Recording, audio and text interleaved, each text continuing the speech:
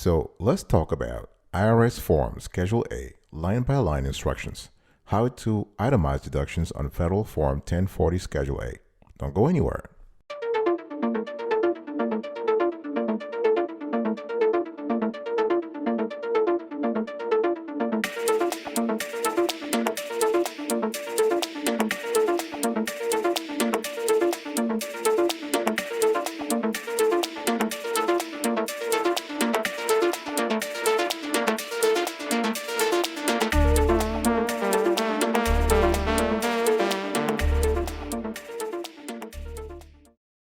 Welcome back, folks, to another edition of the Awesome Sweetie Kiwi Show. How are you today? I hope you are doing fantastic. I'm doing marvelous, if you were to ask me.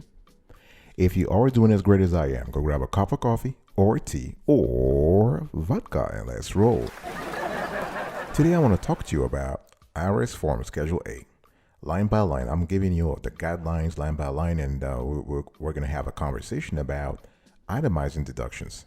Now, what are the key takeaways here? If you don't have time and you just want the nitty gritty of today's show, and you don't want to go through the line by line instructions, here you have it. Schedule A allows you to itemize deductions instead of taking the standard deduction. So only a small percentage of taxpayers should itemize, especially after the 2017 Tax Reform Act. So common itemized deductions are for significant medical expenses, mortgage interest, and charitable contributions, and some deductions require you to complete additional tax forms. All right, so Schedule A really is a tax form that you attach to your main tax return if you want to itemize your deductions instead of taking the standard deduction. I just said that. Now, what is it really? An itemized deduction is an expense or loss of money that the federal government allows you to exclude, in other words, deduct from the annual income that you will be taxed on, which is your taxable income, right? There are only a handful of possible itemized deductions. Some of the popular ones are for medical expenses, states and local taxes that you have already paid. That's a good one. Charitable contributions, mortgage interest also.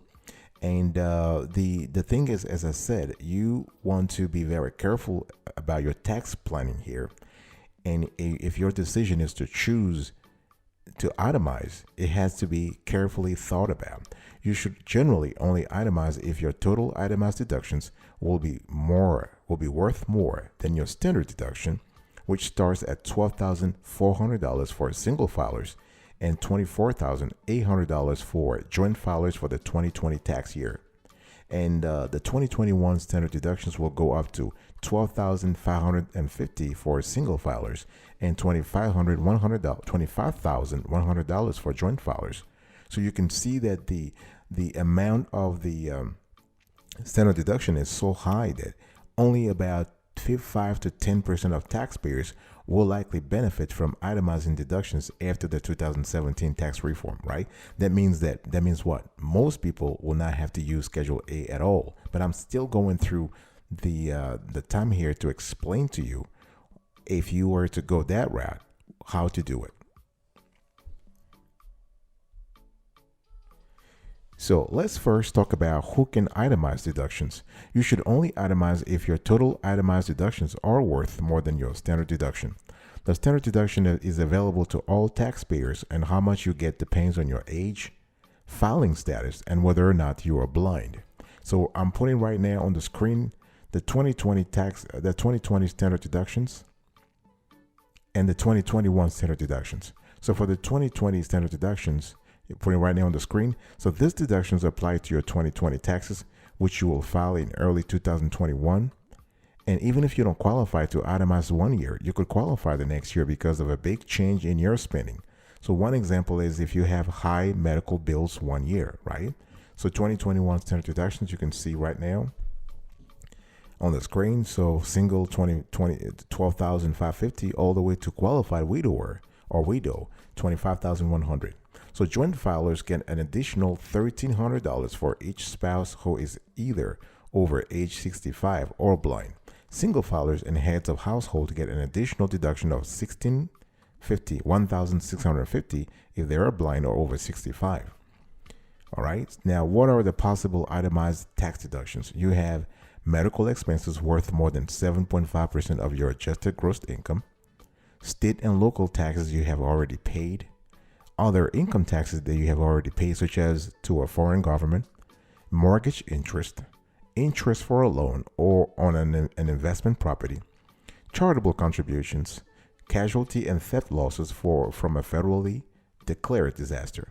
There are also some other miscellaneous losses and payments you may be able to deduct, like gambling losses, federal estate tax you paid on someone else's income, casualty and theft losses from an income producing property, amortizable bond premiums you have paid, and losses from inflation indexed investments such as the TIPS, the Treasurer inflated protective securities. You can learn more about this miscellaneous itemized tax deductions in the IRS instructions for Schedule A. One thing that's very important, folks, it's important to remember that you only need to consider itemizing if the total of these deductions is greater than your standard deduction. So if you're filing back taxes from a previous year, make sure to use Schedule A from the correct year, because the form was changed in 2017. Okay, now let's go back and let's talk about the instructions line by line. So I'm showing you on the screen right now, we have the Schedule A, and at the top of Schedule A is a line for your name and social security number, right? Just put that in there. Make sure to write your name the same as on your Form 1040. If you are filing a joint return, you want to write both names and the social security numbers in the same order as on your 1040. Very important. And the Schedule A has 18 lines, which are divided into 7 sections based on the types of itemized deduction you can take. And I'm going to go through all of them right now with you. Okay. And so deduction for medical and dental expenses. So the first 4 lines are for the medical expense deduction. So you can deduct medical expenses that are worth more than 7.5% of your AGI. And per recent changes to the law, this threshold will increase to 10% starting the tax year 2021. And line 1 asks for your total medical and dental expenses from the year. And line 2 is for your AGI, your adjusted gross income. Right? This is very important, which you can find on Form 1040, line 8B.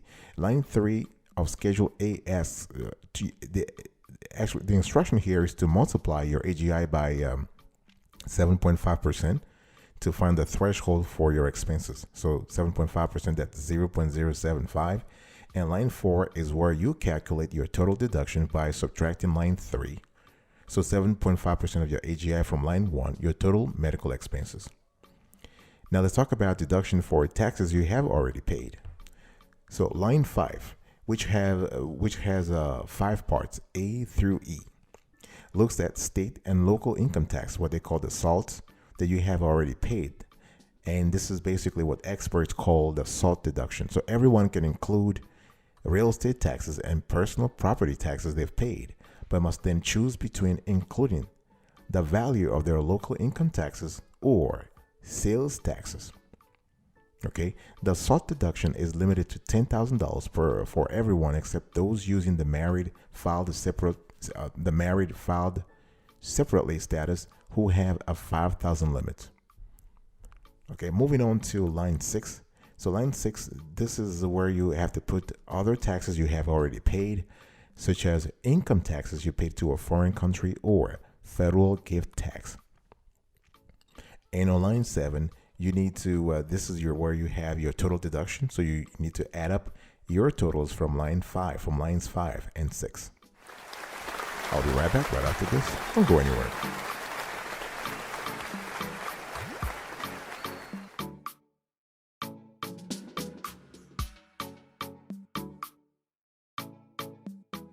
Welcome back, folks, to another section of the Awesome Sweetie Kiwi Show. We are still having a conversation about Schedule A, and I'm giving you line by line instructions. And let's talk about deduction for interest you paid. Okay, so this is a section that allows you to deduct 2 types of interest you may have paid: mortgage interest and investment interest. So line 8 helps you calculate your mortgage interest deduction. So if you pay, let's say, if you paid mortgage interest or points during the tax year, you could probably find the total you paid on a Form 1098 from your mortgage lender. So line 9, basically, line 9 is where you want to consider interest you paid on a loan for an investment property. And you would need to complete Form 4952 if you paid this type of interest. And line 10 is for your total deduction from this section of the form. And moving on, we have you have deductions for gifts to charity. Okay, so line 11. So this section is pretty straightforward. It looks at your charitable contributions, which are officially called gifts to charity. So you generally cannot include contributions that earned you a tax credit from your state or local government. And line 11 here is for the total charitable contribution you made in the form of cash or a check. And in line 12, you have the value of your non-cash gifts. And the thing here is that any individual donations worth more than $250 require a statement from the organization to prove the value of your donation. And any individual donations worth more than $500 requires you to complete Form 8283 and attach it to your tax return. And line 13 is for any charitable contribution you're carrying over from the previous year. And line 14 is where you add up your total deduction for this section. It's very important to understand that when it comes to charitable contributions, the IRS is very, very, very thorough. So you want to make sure you can substantiate the donation. Either you want to keep a receipt, you want to keep a bank statements, you want to keep any kind of confirmation that you receive from the philanthropy that you send the money to. And remember, when we're talking about gifts to charity, we're not talking about donation of your personal time or donation of professional services. So for instance, if you are an accountant and you help your local blood bank, or you help the local cancer organization do an event, you cannot claim your donated time as a charitable contribution. You have to donate in the eyes of the IRS. You need to donate property, not time.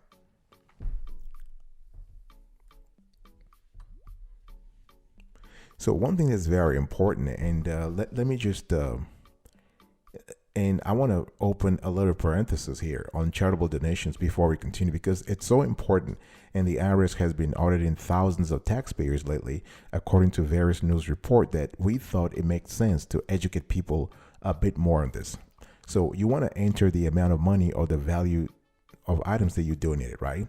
So, however, there are some extra steps. If you made individual donations worth $250 or more, then you need to have the proof. Now, it's important to clarify that $250 is for a lump sum donation. Very important to clarify that, not the total from separate donations. So the IRS itself gives a good example. Let's say if you donate $25 to your church every week, each weekly donation counts separately. So even though your total donations for the year will be $1,300, you wouldn't need to get a statement from the church about what you gave, because none of your individual donations worth $250 or more. Okay, so this is kind of important. And the another thing that I also want to talk about here is that when it comes, there are limits on charitable donations. There are limits. And you are supposed to make donations out of kindness of your heart and for tax deductions. And also sometimes you get other things too, like merchandise or tickets to an event, right? And you can still deduct these donations, but not as much as if you had just given cash on its own. You can only deduct the amount you pay, let's say, over the value of the item. For example, if you donate $20 for a charity sandwich, right? And the actual value of the sandwich is $5, you can only write off $15 rather than $20. You can also typically only claim deductions on up to 50% of your adjusted gross income.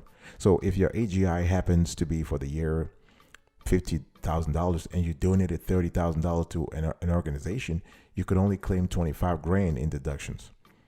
Okay. However, you can roll over additional donations for up to 5 years. And basically what that means that you could add that extra $5,000 to your deductions for the next tax year. And there are further deductions limits of only 20% or 30% in the case of certain organizations or property donations. So you really want to check the IRS's tax exempt organization. Search for guidance on the limits with on the limits with different organizations. And another thing that I also want to say is that you cannot deduct contributions to individuals. No, this is a big no-no here. All right, that means that those GoFundMe pages helping someone pay their medical bills, they don't qualify. They will not qualify. So, and the one thing that is also very important is that if you're filing a tax return for 2017 or earlier, there is an overall limit to how much you can take in itemized deductions. Remember, charitable donations are just one type of itemized deduction. So this limit was actually suspended indefinitely starting with the 2018 tax year. So it may return for 2026 or 2030, but you at least don't have to worry about it till then. So going back to the line-by-line instructions here, I want to focus on deduction for casualty and theft losses. So we're here on line 15. So line 15 is for losses you incurred from personal casualty or theft, but only if they occurred from a federally declared disaster. So if you have a little incident, a little weather event happening locally, and the federal government has not declared this a federal disaster, you can't qualify. Even if state authorities declared it, but the federal government does not, then you cannot use it here. You can only report individual casualty and theft losses that were worth more than $100, and your total losses above the $100 limit must also be more than 10% of your AGI in order for you to qualify for the deduction. And you need to attach Form 4684 if you have any losses to report. All right, and then on the form here on Schedule A, you have other itemized deductions. So if you have had other major losses or payments for the year, they may qualify to itemize in this section. So this is if you look on the screen right now, we have line 16. Right, this is where you list what these expenses are, and you need to write their total value. And examples of what you may be able to deduct include gambling losses, casualty and theft losses from an income producing property you own, unrecovered investments in a pension, and impairment related work expense if you have a disability. And if you want to learn more about other itemizable deductions, you want to see the IRS instructions for Schedule A. And one thing I also want to mention before we kind of move on and close this show is that itemizing deductions doesn't do a whole lot to help individuals with a disability. Okay, so you really want to consider like other sources, for example, of protection, other sources of mitigation, so that, for example, disability insurance or other kinds of risk management procedures that you can take, and then you can actually write off on your tax return if that's something that you want to think about. And we also want to think about line 17 here, total itemized deductions. So line 17 is where you add up the total itemized deductions from each line on this form. And line 18 is just the box that you check if you want to itemize your deductions, even though the standard deduction is worth more. Okay. Now, this is something we do not generally recommend, but again, every situation is different. Every tax situation is different. So you can do what really suits your personal situation.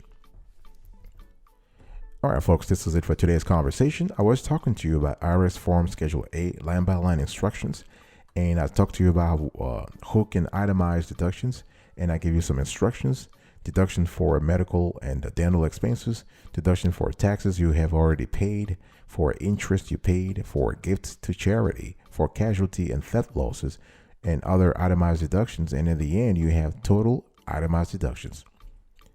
Thank you so much for your attention. I really appreciate it. I will see you next time. But until then, remember, stay marvelous.